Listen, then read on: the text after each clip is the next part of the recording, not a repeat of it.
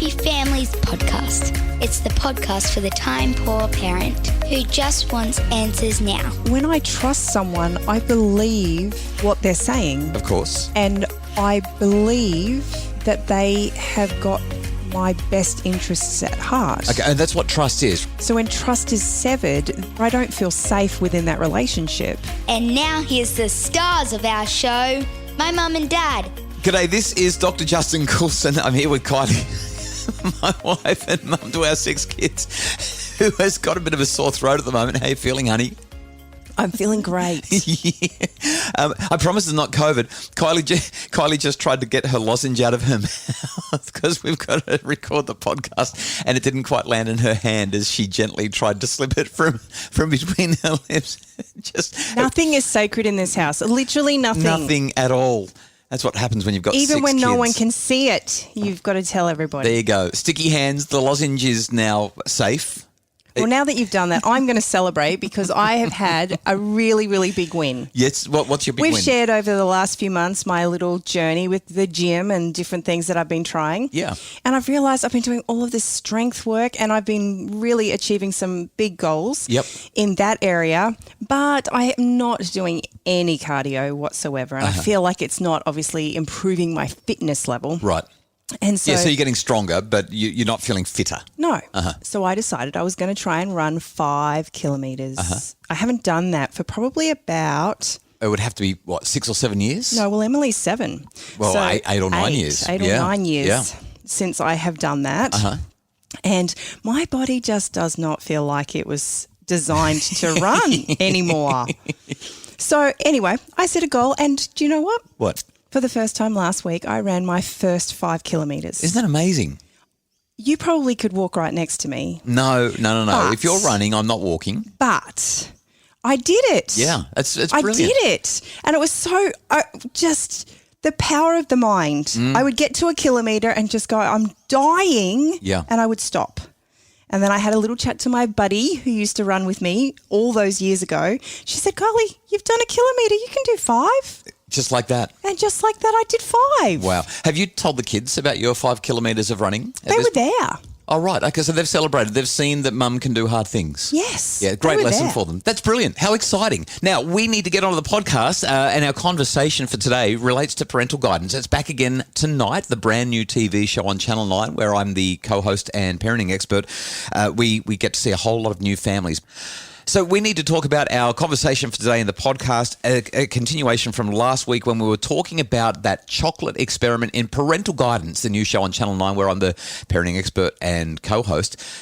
We talked a lot about self-control, but there was more to it than just will the kids eat the chocolate? One of the things that we really didn't get to address last week was when the children chose to lie about their ability to have control. Let's wash our hands and we can... I ate one. Did you eat one? You ate one. What did you eat? All right, let's... Oh, okay. So you ate one, Timothy. You weren't supposed to eat any. Did anyone else eat one? Okay, all right. Okay, so let's talk about this. We've got kids who are lying. They've eaten chocolate. They've eaten treats. They were told specifically not to. And in the case of one of those children, she just out and out said, nope, I didn't do it. One of the others, he minimised. He did a half-truth. Yes, I might have had some. He didn't stop eating the whole time. He's like, I might have had 1 or 2. Yeah, 1 or 2 handfuls, kiddo. Come on. So we've got to talk about why kids lie. And I've made a list as we've been preparing our conversation today of 7 reasons that children tell porcupines. I think the number one cause, and you mentioned this and highlighted it in the show, was just that fear that children have of getting in trouble or being seen in a different light. It's called self-preservation. Like, what happens if they find out? I'm toast. And so they lie so that they won't get in trouble. Of course, as parents, we try to tell our kids, if you lie, I'm going to find out. Like, we do. We find out most stuff. Not all. Every now and again, our kids... Well, now that they're older, they'll be like, "Do you know that time when I said blah blah?" And they say, "That's not what happened," and they've filled us in. And you kind of look at them and go, "Oh, you little ratbag, like, you little critter!" Get so cranky at them. So self-preservation, fear of trouble is the first thing. What's number 2? The next reason that they tell lies is because they want something, or they want to avoid something. So we might say, "Have you done your homework?" And they'll be like, uh-huh. Now, not that we're a homework family at all, but if we were to ask that, or have you cleaned up your room? Yeah, I sure have, because they want to go and watch the TV, or they want to go and hang out with their friends, or they want to spend some time on a screen. And we're like, okay. And then 5 minutes later, we walk into the bedroom. It's like, they haven't cleaned anything at all. They lied. And they're just lying because it's convenient, right? They can see an opportunity to do something that they would much rather do, and this is what they're going to do. They're going to tell that lie. Third reason that they lie? They're in over their heads. Yeah, this is a really understandable one. And I've got a lot of compassion here. Sometimes we put ourselves in situations, even as adults, where we know we're in trouble. Maybe you're driving home. And I promise I've never done this, but perhaps you're driving home and a police officer pulls you over for speeding. And they say, is there any reason you're driving so fast? How many people are actually going to tell a lie there? Oh, yeah, I've got this. Like the police officer actually doesn't care. You're still going to get the ticket, but we lie because we're in over our head. We're trying to get out of trouble. We think that if we can come up with a good enough excuse that we might be okay. And this is what our children do when they're maybe procrastinating schoolwork or they're not doing the chores that we've asked them to do. They just they find themselves in a situation that they don't know how to navigate, and they keep on trying to push the reality of their impending doom further away by lying because they're in over their head. Number 4, I think, is a really important one for us to highlight, especially in really young children. Yeah. They're still trying to work out where the boundaries are. Yeah, it's kind of like they've got this newfound ability to make up a story, and it kind of ties in with another thing that I wanted to highlight as well, another reason that kids are lying, and that is because they want something to be true. Like they've got this fantasy, and so they'll tell you about the time that they went on the horse ride, or the time that they went to the princess's castle, or the time that they went flying just using their arms up into the sky so that they could touch the sun.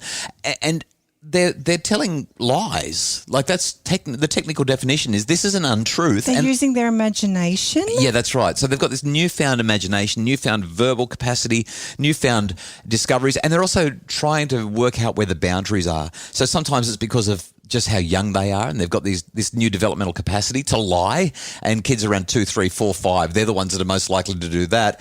But I remember even when I was, and this ties in with another reason that we lie because we want to be popular. Like I remember, I think I was in about grade 8, so it was the late 1980s. Maybe it was grade 9, maybe it was grade 7, but it was around that time. And I don't even remember what the name of the festival was, but there was this great big concert festival, music festival in all of the capital cities of Australia at the same time. So Brisbane and Sydney and Melbourne and Adelaide and Perth, they all had these concerts going with all of these Australian artists. It was like some Oz music festival thing. And I showed up at school the next day. I think it happened on a Friday or a Saturday, or maybe even a Sunday night. Don't remember. But I've showed up at school the next day or sometime soon thereafter. And I've bumped into a friend of mine.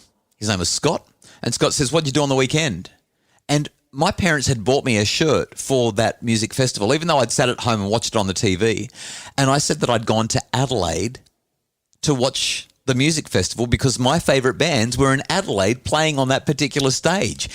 And he believed me. And I was suddenly popular because whose parents fly their kid to Adelaide from New South Wales to watch a concert on the weekend? Like I was suddenly, everyone was talking about it. It's kind of like I'd go surfing as a teenager, and if the waves were really big, I always got the biggest wave. And it's kind of like the story about the fishermen. It's not just kids that do this. Grown-ups do it as well. The fishermen, let me tell you about the fish that got away. It was this big, and their arms aren't wide enough to show how big. But, of course, there's no proof that it happened. So there's this sense that I'm lying because of popularity, because I want to look good.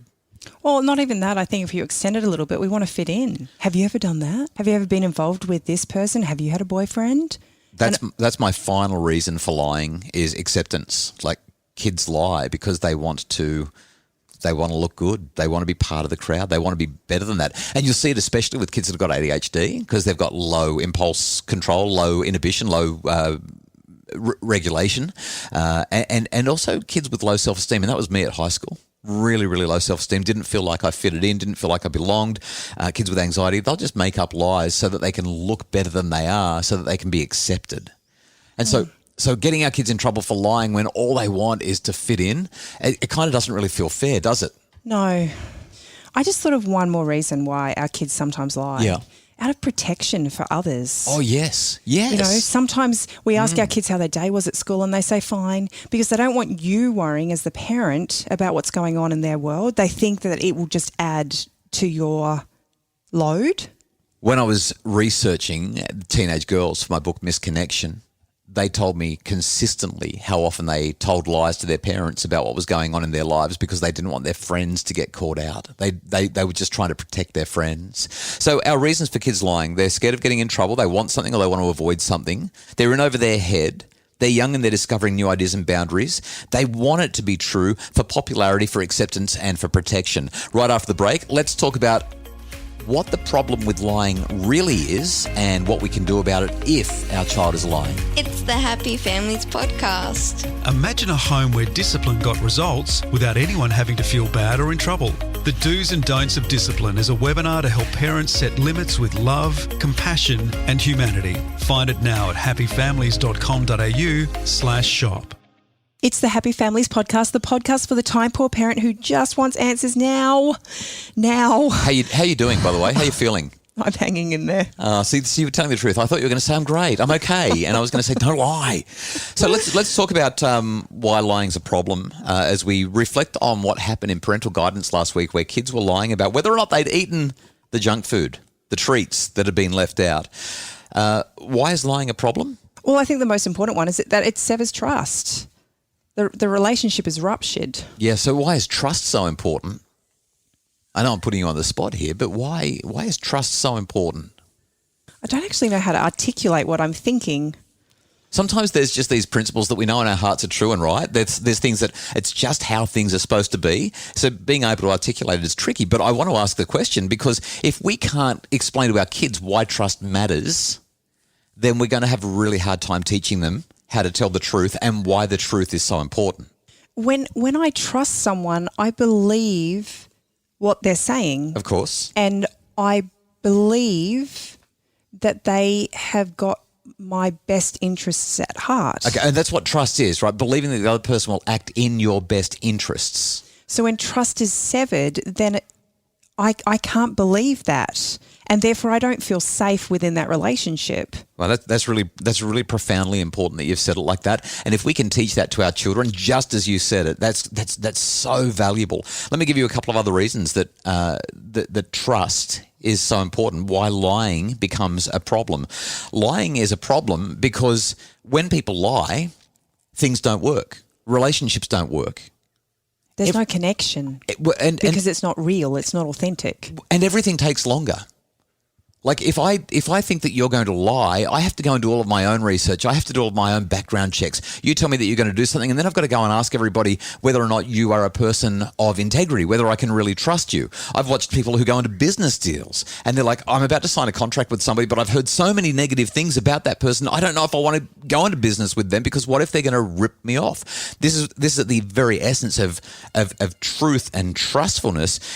It's actually about efficiency. Is trustfulness a word? Yeah, I'm going to call it a word. Yeah. It's about efficiency.